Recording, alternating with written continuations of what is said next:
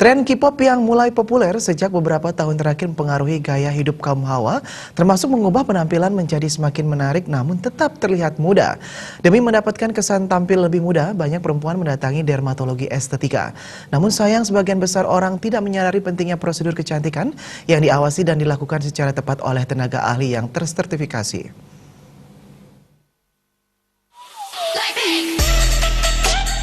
Dengan semakin tingginya tuntutan untuk tampil lebih muda, banyak orang melakukan berbagai macam prosedur dan beragam cara untuk mendapatkan hasil yang diinginkan.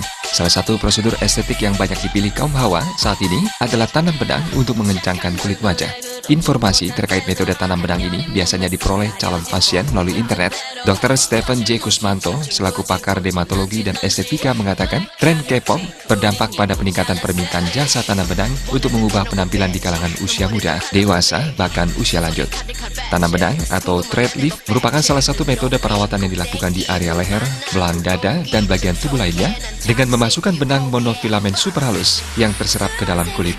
Hal ini akan mendorong produksi kolagen atau protein yang membuat kulit tampak awet muda. Thread lift menjadi salah satu pilihan utama karena proses pengerjaan dan waktu pemulihannya lebih cepat. Namun sangat disayangkan sebagian besar konsumen masih belum menyadari pentingnya menjalani prosedur yang benar oleh para ahli yang tersertifikasi dan berkompetensi untuk menghindari terjadinya komplikasi.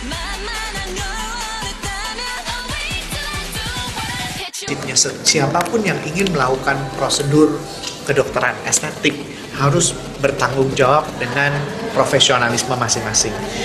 Benang itu kan dinamis, karena sifatnya menarik, mengangkat gitu kan.